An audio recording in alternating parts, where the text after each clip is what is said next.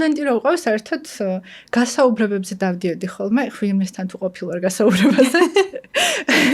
ისე ჰობი მქონდა ფაქტიურად. რას გაძლევდა გასაუბრებებზე სიარული? თავდაჯერებულობას.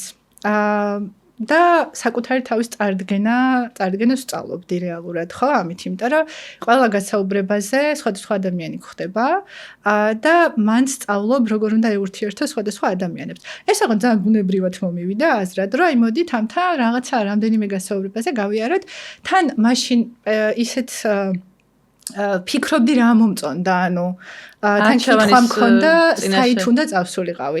ანუ კი ბიზნესის მიმართულებით მინდოდა რომ წავსულიყავი, მაგრამ თან ბიზნესაც სხვადასხვა განხრები აქვს, ხო? ამიტომ აი ეს მომენტი იყო, როცა თან მაინტერესებდა აბა სხვადასხვა პროფესიებში რა ხდება და შესაბამისად აი ესე ძალიან ისე აქტიურად დავდიოდი ამ გასაუბრებებზე და აქ ვისწავლე ძალიან ბევრი კომპანიის, როცა მიდიხარ გასაუბრებაზე, ჩანს კარგად შიგნით რა ხდება კომპანიებში და ეს ძალიან კარგად დამეხმარა მაშინ იმაში, რომ კარგად განმესაზღვრო რა მინდოდა, რომ გამეკეთებინა რეალურად და მაშინ ვხვდებოდი ხოლმე, რომ აი გასაუბრებაზე არ მინდა, რომ აქ ამიყვან. ოღონდ თან მუშაობდი პარალელურად.